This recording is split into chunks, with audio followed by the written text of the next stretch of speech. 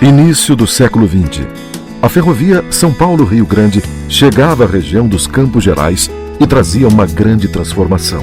Os campos inférteis da estreita faixa de terra, localizada no segundo planalto do Paraná, foram rota dos tropeiros e agora começavam a dar lugar aos trabalhadores da empresa norte-americana Brazil Highway Company.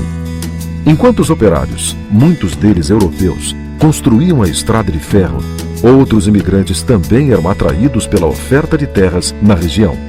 Em 1911, um grupo de holandeses chegou à fazenda Carambeí. A propriedade havia sido comprada pela companhia norte-americana. E lá os batavos produziam laticínios para os trabalhadores da estrada de ferro, como faziam os que se instalaram na colônia perto de Irati, em 1908. Pouco tempo depois, novos colonos chegaram e a produção de derivados de leite cresceu. Para ficar naquelas terras, perceberam que tinham que se modernizar e criar um mecanismo de proteção capaz de ampliar as perspectivas de mercado. Vamos formar o quê? Uma cooperativa. Vamos unir e fazer a cooperativa, nós trabalhar juntos. E justamente que em 1925 foi o privilégio meu do ano que eu nasci, fundaram a cooperativa de laticínios, e depois de 1928 eles deram o nome de Batavo. O que você não pode fazer sozinho, você faz através de uma cooperativa. E a Batavo, como todos já sabem, né, foi a primeira cooperativa de produção que foi criada no Brasil, e ela tem uma história de sucesso, né, bastante interessante, né, que foi lá nos primeiros anos, principalmente. Nem oficializado ela não era, porque não existia uma legislação sobre cooperativismo, mas ela funcionou como uma verdadeira cooperativa, né? Na época, o queijo era um artigo de luxo e a maior parte da produção era vendido para São Paulo. Na região de Ponta Grossa, ficava só a manteiga, o leite e uma pequena quantidade de queijo. Apesar da ferrovia, o transporte dos produtos a longa distância era uma dificuldade que impedia a expansão da produção. Então eram anos realmente muito difíceis, né? Foram anos muito difíceis, né? Com pouco recurso, mais ou menos isolado, né? Porque isso aqui era bastante isolado. Carambeí ficava, hoje é tão perto de Ponta Grossa, mas na época era muito distante, né? Então meu pai também, quando ia para a cidade, daí era com a carrocinha, com os animais, né? Daí para fazer a compra, levar mercadoria, trazer algumas coisas para... Era um dia de viagem. Entre os anos de 1929 e 1932. Os reflexos da crise econômica provocada pela quebra da Bolsa de Valores de Nova York chegavam ao Brasil. Getúlio Vargas assumia a presidência da República. Manifestações populares pediam a implantação de uma nova Constituição e, em meio a essa turbulência, os trens para São Paulo pararam. O leite e os derivados ficaram estocados, o preço caiu. Parte do produto se perdeu e muitos associados desistiram. Apenas 6 deles mantiveram firme o propósito do cooperativismo. Até os anos 50 foi bastante difícil, né? Eu acho que foi a época do pioneirismo mesmo, né? Onde tiveram as grandes dificuldades, onde também se realizaram muitas coisas, né? Em 1935, um pastor nascido na Holanda chegava a Carambeí para trazer bem mais do que a palavra de Deus. William Vincent Miller era formado em ciências econômicas e teve um papel importante na reorganização da cooperativa. Promoveu mudanças radicais na administração e na política administrativa da instituição. Naquele mesmo ano, foi eleito presidente da Sociedade Cooperativa Holandesa de Laticínios. Nos primeiros meses, foram tantas dificuldades que o pastor chegou a pedir demissão do cargo, mas foi impedido pelos cooperados. A sugestão de fechamento da instituição não foi aprovada e os pioneiros decidiram coletivamente que era momento de fortalecer a ideia do cooperativismo. 2 anos depois, a situação já era bem mais favorável. Fora pastor, ele também foi ajudando muito a cooperativa e escola também, que precisava de orientação, e ele deu muita orientação para os colonos naquele tempo. Então o pastor Miller foi muito importante para nós, ficou muitos anos. A partir desse período, a instituição buscou expandir as atividades. Implantou uma seção agrícola e outra avícola.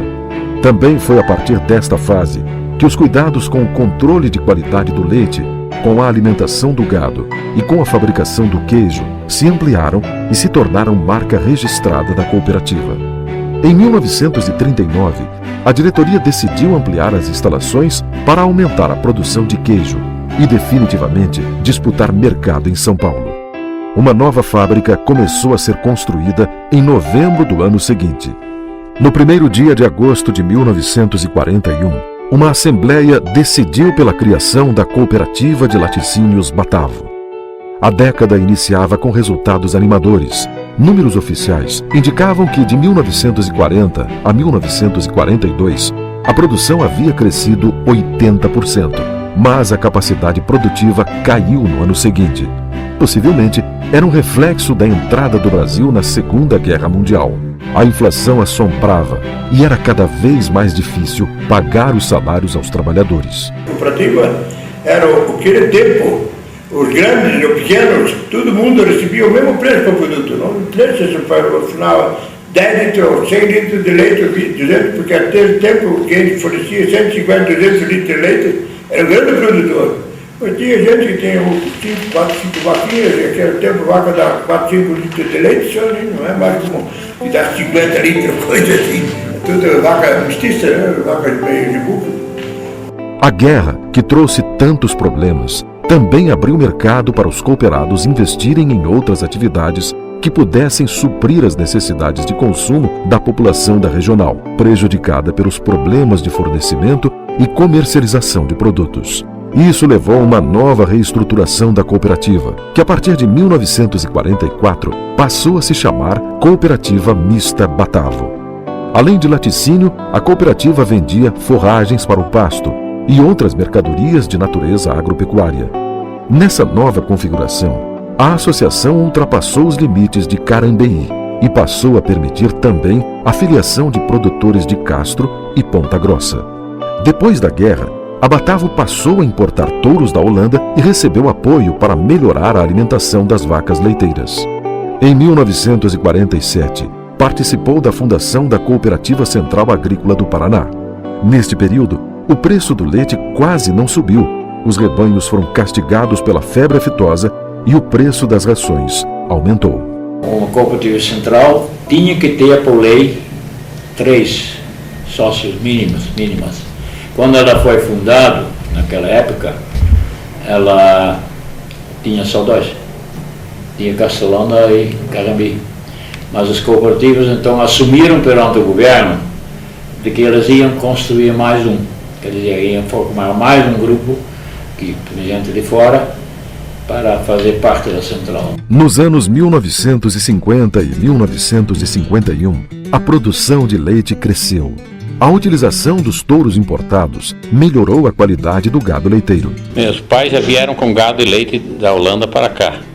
Inclusive no navio o touro pulou o navio e o navio antigo, logo após guerra, ele deu a volta e içaram de novo o boi, o touro, quer dizer, né? Porque o touro era o futuro do rebanho, porque as novilhas, 40 novilhas prenhas mais o touro, mas devia de emprenhar de novo, até esses bezerros que iam nascer, poder reproduzir também ia demorar, porque puro de origem tinha muito pouco no Brasil na época. No final de 1951, foi lançado um produto que agradou muitos consumidores, o Choba, e tinha que ser consumido rapidamente, porque não havia equipamentos para esterilização do achocolatado. Era o antecessor do famoso Chocomilk.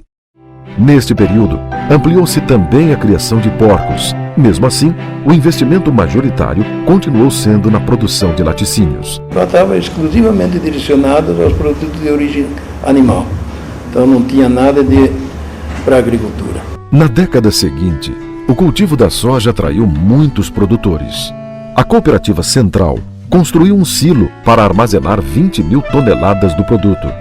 O interesse dos cooperados nessa cultura foi tamanho que em 73 a produção da soja já ultrapassava a de leite. Essa foi a época de ouro da agricultura aqui, o início, onde as terras ainda eram baratas e os insumos, o ganho era bom, né? Então a margem era muito boa. Um dos diferenciais nossos aqui também, por exemplo, em função de conhecer o potencial da terra, das regiões, Você pode observar o que é o limitante na produção, por exemplo, de uma região. É o homem, o que está acontecendo. Então, em função da nossa assistência técnica, praticamente padronizamos a produtividade entre os produtores. A variação de produção normalmente está ou na gestão um pouquinho, ou no clima que deu diferente lá, ou classificação do solo.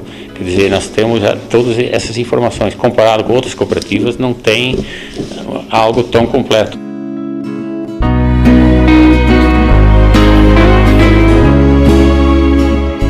Nossos dias estavam absolutamente contados, continuar fazendo agricultura no sistema convencional. Não dá para continuar, então vou ter que mudar. Então vou experimentar fazer plantio direto. E no primeiro ano isso deu tão certo mas também não fiz sozinho, né? Tudo que eu fiz sempre foi com time, com as mais pessoas e somando ideias para poder crescer.